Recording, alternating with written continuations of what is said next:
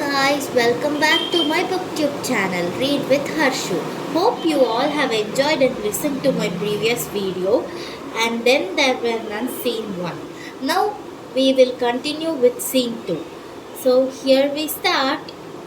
Vera Clayton, in a third class carriage with 5 other travelers in it, leaned her head back and shut her eyes. How hot it was traveling by a train today. It would be nice to get to the sea. Really a great piece of luck getting this job. When you wanted a holiday post, it nearly always meant looking after a swarm of children. Secretarial holiday posts were much more difficult to get. Even the agency hadn't held out much hope, and then the letter had come. I have received your name from the Skilled Women's Agency together with their recommendation. I understand they knew you personally. I shall be glad to pay you the salary you ask, and I shall expect you to take up your duties on August 8th. The train is the 12:40 from Paddington and you will be met at Oak Bridge station. I enclose €5 one notes for expenses. Yours truly, Una Nancy Owen. And at the top of the stamped address, Soldier Island, Stickle Heaven, Devon. Soldier Island. Why there had been nothing else in the papers lately. All sorts of hints and interesting rumors, though probably they were mostly untrue. But the house had certainly been built by a millionaire and was said to be absolutely the last word in luxury. Vera Clayton, tired by a recent sternest term at school, thought to herself, being a games mistress in a third class school isn't much of a catch. If only I could get a job at some decent school. And then, with a cold feeling round her heart, she thought, but I'm lucky to have even this. After all, people don't like corners inquests. Even in the corner did acquit me of all blame. He had even complimented her on her presence of mind and courage, she remembered. For an inquest, it couldn't have gone better, and Mrs. Hamilton had been kindness itself to her. Only Hugo, but she wouldn't think of Hugo. Suddenly, in spite of the heat in the carriage, she shivered and wished she wasn't going to the sea. A picture rose clearly before her mind. Cyril's head bobbing up and down, swimming to the rock, up and down, and herself swimming in easy practiced strokes after him, cleaving her way through the water, but knowing only too surely that she wouldn't be in time. The sea, its deep blue warm, morning spent lying out on the sands. Hugo, who had said he loved her. She must not think of Hugo. She opened her eyes and frowned across at the man opposite her. A tall man with a brown face, light eyes set rather close together and arrogant, almost cruel mouth. She thought to herself, I bet he's been to some interesting parts of the world and seen some interesting things. Scene 3. Philip Lombard, summing up the girl opposite in a mere flash of his quick moving eyes, thought to himself, quite attractive, a bit schoolmistressy, perhaps. A cool customer, he should imagine, and one who could hold her own in love or war. He did rather like to take her on. He frowned. No, cut out all that kind of stuff. This was business. He did got to keep this on the job. What exactly was up? He wondered. That little Jew had been damn mysterious. Take it or leave it, Captain Lombard, he said thoughtfully. 100 genius, yea. He had said it in a casual way, as though 100 genius was nothing to him.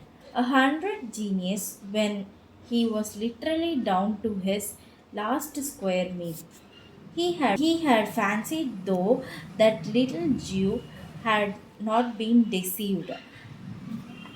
That was a damnable part about Jews. You couldn't deceive them about money, they knew, he said in the same casual tone. And you can't give me any further information. Mr. Isaac Morris had shaken his little bald head very positively. No, Captain Lombard, the matter rests there. It is understood by my client that your reputation is that of a good man in a tight place. I am empowered to hand you 100 genius in return, for which you will have to travel Sticklehaven, Devon, the nearest station in Oakbridge. You will be met there and motored to Sticklehaven, where a motor launch will convey you to Soldier Island. There you will hold yourself at the disposal of my client. Bart had said abruptly, for how long? No, not longer than a week at most. Fingering his small mustache, Captain Lombard said, "You understand, I can't undertake anything illegal." He had darted a very sharp glance at the other as he had spoken, in a very faint smile on the thick Semitic lips of Mr. Morris, and as he answered gravely, "If everything illegal is proposed, you will, of course, be at a perfect liberty to withdraw." Damn the smooth little brute. He had smiled. It was as thought he knew very well that in Lombard's past actions, legality had not always been a sine qua non. Lombard's own lips parted in a grin. By Jove, he'd sailed pretty near where the wind once or twice, but he'd always got away with it. There wasn't much he drew the line at, really. No, there wasn't much he drew the line at. He fancied that he was going to enjoy himself at Soldier Island. Scene 4. In a non smoking garage, Miss Emily Brent sat very upright as her own custom. She was 65 and she did not approve of lounging. Her father, a colonel of the old school, had been particular about deportment. The present generation was shamelessly lax in their carriage and in every other way. Enveloped in an aura of righteousness and unyielding principles, Miss Brent sat in her crowded third class carriage and triumphed over its discomfort and its heat. Everyone made such a fuss over things nowadays. They wanted injections before they had teeth pulled. They took drugs if they couldn't sleep. They wanted easy chairs and cushions, and the girls allowed their figures to slop about anyhow and lay about half naked on beaches in summer. Miss Brent's lip set closely. She would like to make an example of certain people. She remembered last year's summer's holiday. This year, however, it would be quite different. Soldier Island. Mentally, she reread the letter which she had already read so many times. Dear Miss Brent, I do hope you remember me. We were together at the Bellhaven guest house in August some years ago, and we seem to have so much in common. Starting a guest house of my own on an island off the coast of Devon. I think there is really an opening for a place where there is good plain cooking in a nice old fashioned type of person. None of this nudity and gramophones half the night. I shall be very glad if you could see your way to spending your summer holiday on Soldier Island. Quite free as my guest. Would early in August suit you? Perhaps the 8th. Yours sincerely, UNO. What was the name? The signature was rather difficult to read. Emily Brent thought impatiently. So many people write their signatures quite illegibly. She let her mind run back over the people at Bellhaven. She had been there 2 summers running. There had been that nice middle aged woman, Miss. Now, what was her name? Her father had been a canon, and there had been a Mrs. Alton Ormond. No, surely it was Oliver. Yes, Oliver. Soldier Island had there had been things in the paper about Soldier. Something about a film star, or was it an American millionaire? Of course, often those places went very cheap. Islands didn't suit everybody. They thought the idea was romantic, but when they came to live there, they realized the disadvantages and were only too glad to sell. Emily Brent thought to herself, I shall be getting a free holiday at any rate. With her income so much reduced and so many dividends not being paid, that was indeed something to take into consideration. If only she could remember a little more about Mrs. or was it Miss Oliver? Scene 5. General MacArthur looked out of the carriage window. The train was just coming into Exeter, where he had to change. Damnable, these slow branch line trains.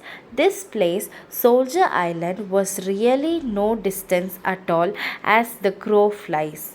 He hadn't got it clear who this fellow Owen was. A friend of Spoof Legar's, apparently, and of Johnny Dyer's. One or two of your old cronies are coming. Would like to have a talk over old times. Well, he did enjoy a chat about old times. He did had a fancy lately that fellows were rather fighting shy of him, all owing to that damned rumor. By God, it was pretty hard, nearly 30 years ago now. Armitage had talked. He supposed, damned young pup. What did he know about it? Oh, well, no good brooding about these things. One fancied things sometimes. Fancied a fellow was looking at you queerly. This soldier island now. He'd be interested to see it. A lot of gossip flying about. Look at the look looked as though there might be something in the rumor that the Admiralty or the War Office of the Air Force had got hold of it. Young Elmer Robson, the American millionaire, had actually built it the place, spends thousands on it. So it was said every mortal luxury, Exeter, and are to wait. He he didn't want to wait. He wanted to get on. Thanks for watching. Stay tuned for more updates from the book. Do like, share, subscribe, and comment. Click on the bell icon to get notified. Thank you.